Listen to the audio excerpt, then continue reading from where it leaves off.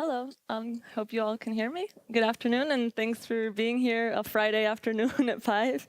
So today I'm going to tell you about the learnings we had from building a marketing data pipeline using Spark, Hadoop, and Airflow, and also a little bit the story of how data engineering started at HelloFresh.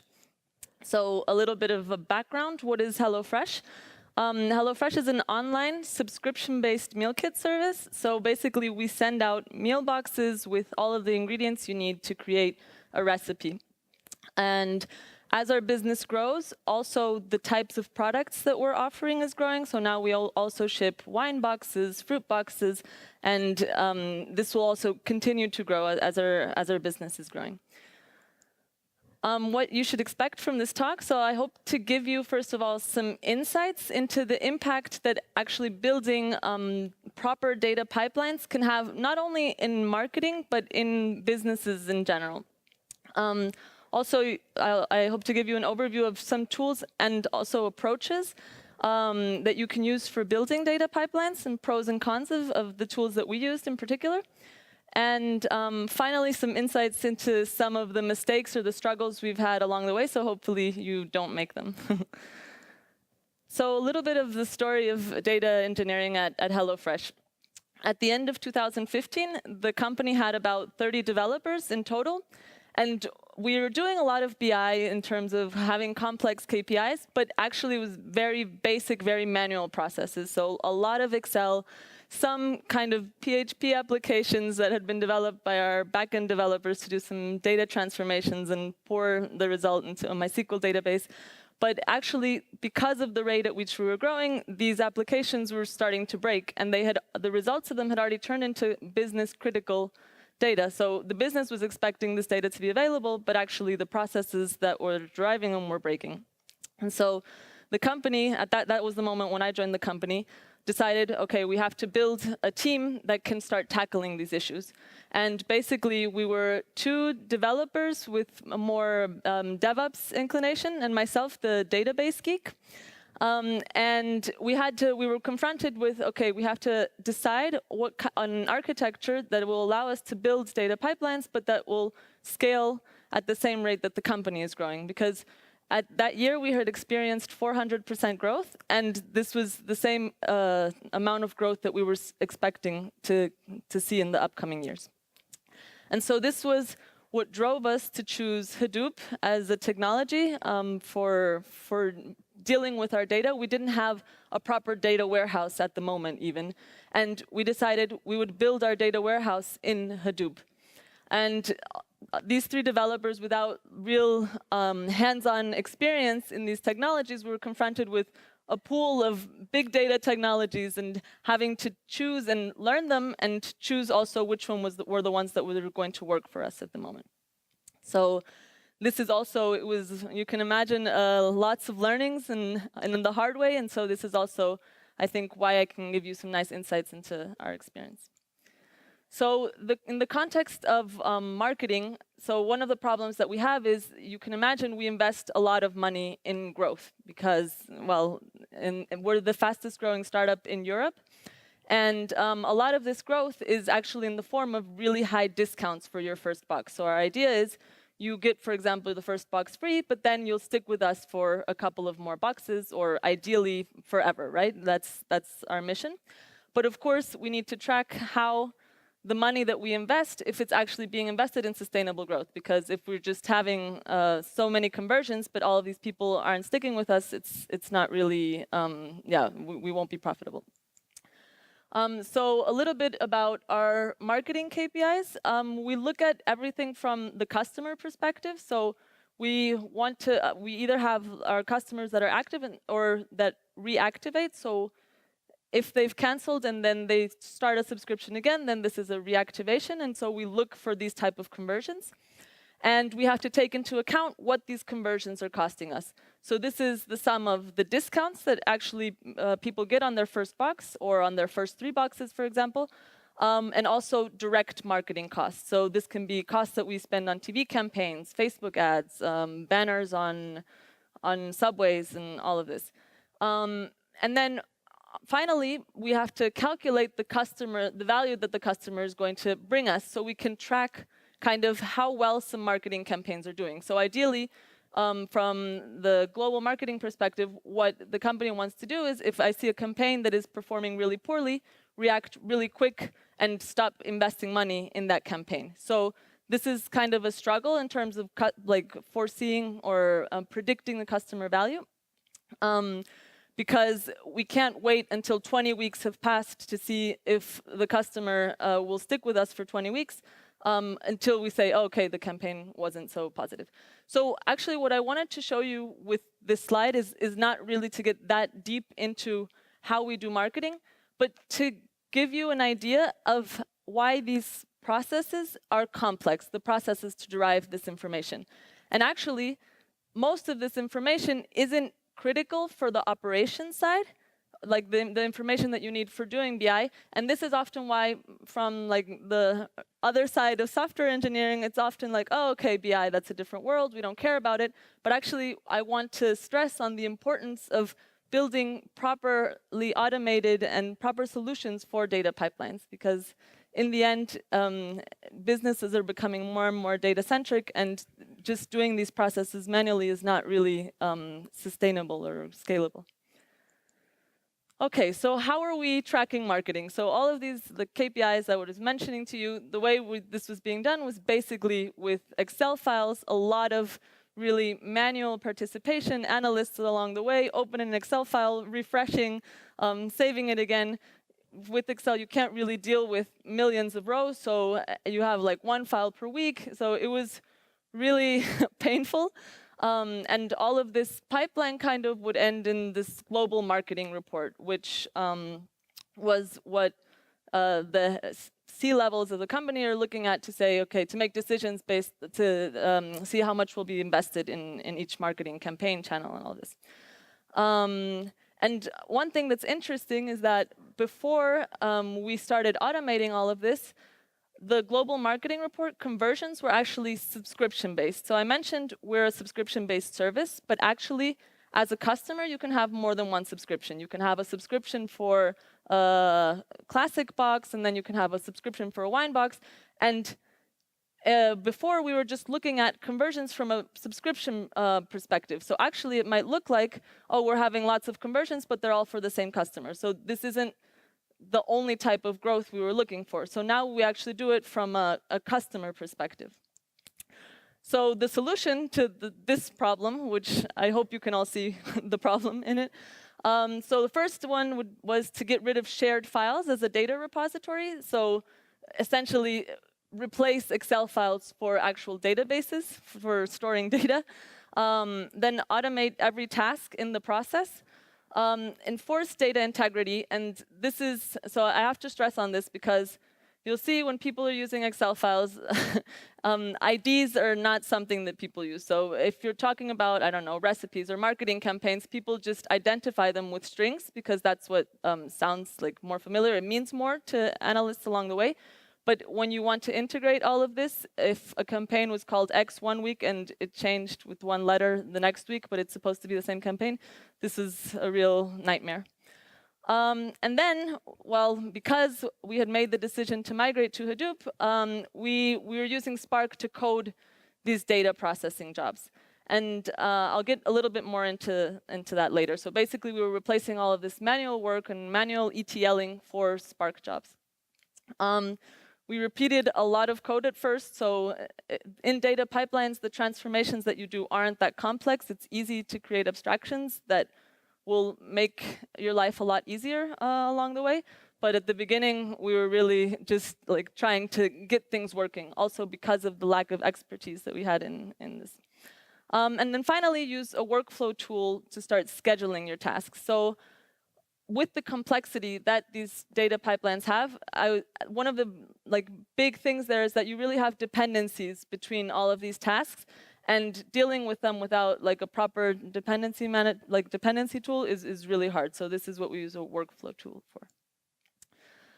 So again, and I'll recap a little bit on this, try to do it a little bit faster though. So a lot of manual work, opening and refreshing Excel files, very error prone, very time consuming, lots of data integrity issues. And one thing that I thought was really interesting, talking later with the analysts, was that once this entire pipeline was automated, local teams, so we have teams across each country, they were much more committed to the deadlines of uploading some data that they needed to upload. Because when they knew the process was manual, they wouldn't comply so strictly to these rules. And now we have this automated, we know this process runs at a given time, a given day, and the teams really comply a lot better with sending the data that the process depends on. So this I thought was quite interesting. So this is kind of an overview of what our marketing data pipeline looks like now. We have different APIs, like our backend generating events, and this is going to a queuing system, which is later the events are dumped in the data warehouse. Then on the other hand, I told you we had replaced Excel files for proper databases, and one of the, not so much challenge, but of course, if you want to replace Excel files for a database, you also have to give a means to upload data to the database. So this was also some effort that we had to do, despite the fact that it's not properly data engineering, but we had to provide this just because we knew if we didn't do this, we would have to fix all of the data consistency issues. So it's like a trade-off, like what do you automate, and yeah, if things that you don't automate, you'll have to deal later with the data consistency issues. And then basically we have, I was telling you, Spark running different processes. So Spark is our main like ETL component, let's say. And finally, the result of this is stored with Parquet files and queried with Impala, and analysts now just create reports on this using Tableau. So before using Spark, one can argue that perhaps the amount of data that we had at the moment didn't really justify going for Hadoop or Spark. This may or may not be true. One thing that we found a really big advantage to using Spark is that it was really easy to rerun transformations for all historical data. And this was a big deal for us when we wanted to shift from a subscription view on our marketing report to a customer view. This wouldn't have really been possible if we weren't able to really reprocess all of the historical data. And so this is the same case. So not only if you introduce a bug in your pipeline, but more if something in the logic that you want to see things now from a different perspective changes, it's really nice to just be able to process all of your data and transform it all at once. And well, before Spark, data transformations weren't coded. This is actually not limited to Spark. This would be the same if we just would have coded data pipelines with whatever. So this, of course, the advantages of coding data transformations is that they're easier to maintain and version. You have more flexibility in terms of the logic that you can apply, and also you can make like abstractions, because what I was telling you, in data pipelines, there's a lot of processes that are really similar with just like slight variations. So it's nice to be able to take advantage of coding things. So using Spark, the pros, I already mentioned it. It scales really nicely. It's really easy to rerun all of the historical transformations. And also the same code can be used to process small portions of data and also very large portions of data. So you don't have to write different code for different things. And also it has a very mature API, so a very nice documentation, active community. In that sense, it's been a really nice experience. The cons, on the other hand, so if you're thinking about starting to work with Spark, so the first thing is that distributed computation, it requires a different mindset than computing on a single machine. And the biggest thing I realized here and working with my colleagues was that they were coming from a world where they were used to iterating a lot, doing iterations for things. And actually, in distributed computing, it's a lot more, you have to think a lot more functional. So this change of mindset was a bit of a struggle.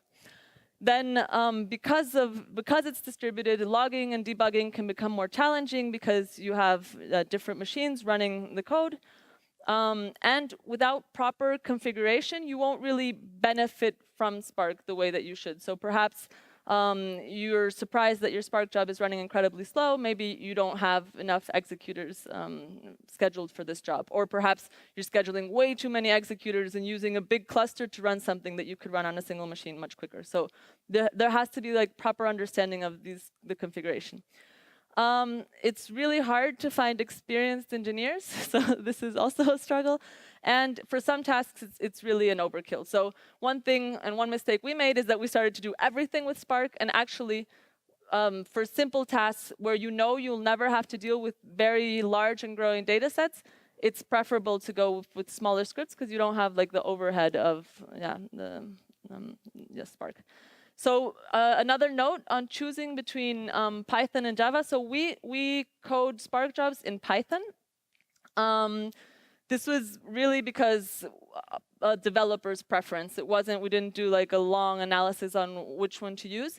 The advantage of using Java Scala is, of course, that these technologies, most of them are also written in Java, so it's a little bit more natural, let's say.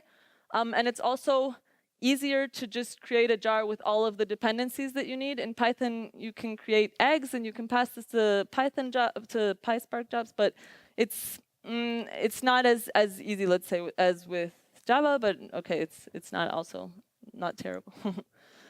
Okay, so how does Airflow help us in our data pipeline? So basically, Airflow is a workflow scheduler.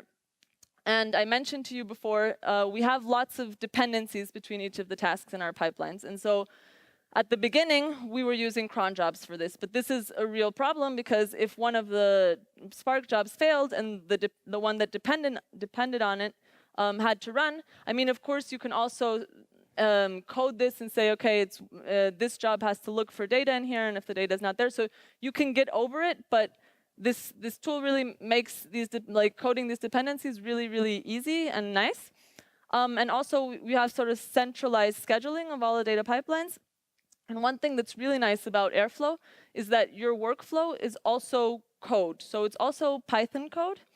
And this also makes the whole workflow logic, doing versioning of that, very easy. And it gives you a lot of flexibility for dynamic task creation. So say, for example, you want to scoop in 5 different tables from MySQL to your data warehouse or whatever. Then you can basically just do one task and pass it like a configuration, and you can dynamically create 5 separate tasks for this. Whereas with like drag and drop ETL tools, you would have to create them manually, for example. Well, you have a visual documentation of your data pipeline. This is also really nice. And it's easy to detect long-running jobs because, yeah, you can see in your DAG, for example, which jobs are taking longer. And yeah, so it's a really nice tool. It's helped us a lot. So I want to wrap up the talk kind of with the don'ts and the do's that we've learned along the way in data engineering. So first of all, don't underestimate the maintenance required for infrastructure. So our approach to this was, we got one Hadoop cluster, and then we started putting like a lot of services in there, Hadoop and Spark and Scoop and Flume and Zookeeper, and really a lot of things. And the maintenance required, so in our case, we were able to do it because we had these developers that were kind of DevOps inclined, but it was still, we definitely underestimated how much work it would be. And the second point, also related to this, is not to have everything running on one cluster. So ideally, because one thing we ran into is that it was really kind of a black box. So we had sort of monitoring on what each service was consuming and resources, but not really well enough, so they started to get in each other's way. And at the beginning, we were really confident because we were like, well, this is a big enough cluster, we can really run whatever we want, like each machine has a lot of memory. But actually, these services started getting in each other's way really quickly, and what we started doing later was really take out different services from the cluster. Yeah, and this helped us a lot. Another point is not to underestimate the importance of SQL. So the only thing I would say that has remained constant in the world of data, in these new big data technologies, is actually SQL. And even when we're coding in Spark, most of the transformations that we do in the end are SQL. So we use this spark.sql and then put SQL statements in Spark jobs. And the reason for this is actually in Spark, in our experience, it performed better. So we were doing, for example, group by and reduce by key operations, and then we would change that for a window function in SQL. But both Spark code and the window function would perform a lot better. And my belief is that the reason for this is that there's years of research on SQL optimization, which shouldn't be just discarded because we now have the power to distribute compute everything and kind of brute force things. And the final point here is to not have data engineers doing the job of analysts. And it's kind of coupled to the previous point. So my opinion on this is that data engineers should really just build the infrastructure and give the tools so that analysts can be as empowered as possible. And this means that they should even be able to materialize views, so derive, materialize, and aggregate views of data. And one of the mistakes we were doing at the beginning is that we were really like taking on all of these tasks, and this made our team a bottleneck, and it also didn't allow us to really focus on the infrastructure, which is what we should be focusing on. And what we've learned in respect to the do's. So the first thing would be to store granular events of any change that you might have in data entities. And so this is related to the fact that from an operational perspective, often you don't care to track some changes in data. You just care about the most current status. And so this is something that as data engineers or data scientists or anybody who's interested in data, you really have to fight for, and you have to kind of try as well as possible to be able to store these granular events so that you can always kind of restructure or rebuild what your data looked like at a past point in time. The second point is to fight for data to be as normalized as possible. I think this is like an age-old thing, but I'll still mention it because it's still very common to find data consistency issues in operational DBs, and so this is important if you have the power to. The third point is to load raw data fast. So load raw data into your data warehouse as fast as possible and in a way that it can be queried as SQL, because this will allow already people to do a lot of stuff on that. So this is my advice. We started, instead of loading data in its raw form and just kind of dumping it in there, we would kind of do more complex transformations. And actually, when you can shift this work towards the analysts, this is it's a better use of resources on both sides. It's easier to find somebody who can do SQL than to find a data engineer. The next point is to load data incrementally. So even though you can brute force things, doesn't mean you always should. So when it's possible to load data incrementally, my opinion is that you should. So you shouldn't always be scooping in an entire 5 million row table into your data warehouse if the only thing that has happened is that, I don't know, 100,000 new rows have been added. So this is that point. Next point is to materialize often. And this is actually interesting because I was working with software developers that were coming from backend development, and when I was telling them, let's materialize here, they're always like, no, but it's going to make things slower. And actually, in the case of data pipelines, yes, of course, you pay a price that you have to write to disk and then read to disk again for the next operation, but it makes the data pipelines more auditable. So you can see if there's something that you didn't expect in the end result, you can see in which intermediate step this weird logic was introduced, perhaps. Then to code workflow, so this is what we used Airflow for. There are other tools. Airflow is not the only one. You have Luigi and others, Pinball, I think. Then make use of the flexibility of cloud computing, and this is actually something that we weren't doing and we're starting to do now. So what we did was we got a X node cluster, and we were just working on that. And it wasn't really so flexible to just add nodes and reduce the size of the cluster.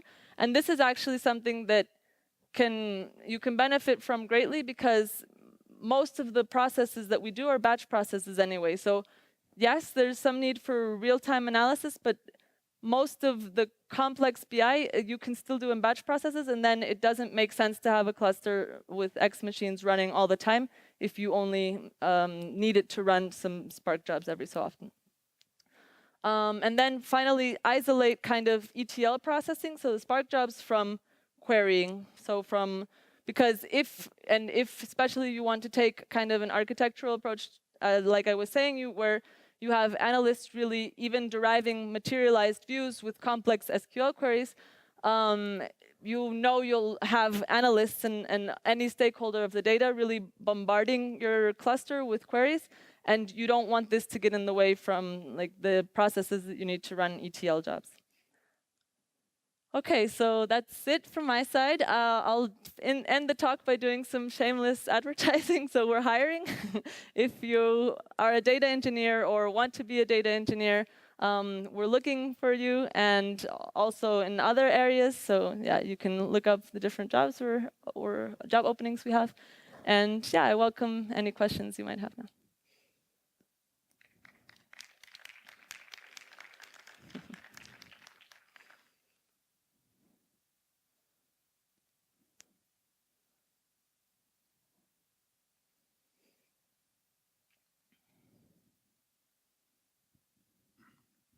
Hi, thanks for the talk. In the slide you had at the beginning, you had 3 input ways how data ended up in your data warehouse. Only one of them was Spark. Could you tell us a bit about the other ways, and also which data goes which way and why, and what are the pros and cons? Okay, so when we read events into the data warehouse, what we're using right now is a software called Flume, Apache Flume. So this basically just consumes events from a stream and saves them to HDFS. From databases, sometimes we use Scoop, also an Apache project, to scoop in entire tables. And yes, and the rest with Spark. But also, I mean, so like I told you at the beginning, we were using Spark to bring in everything, but you can even use just a normal Python script or a script in whichever language. This isn't, I mean, I would advocate for really getting as much data in at an early stage as possible. Is that answering all of your question, or?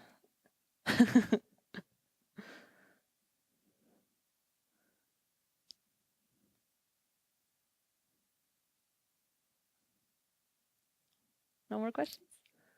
Okay, thanks a lot.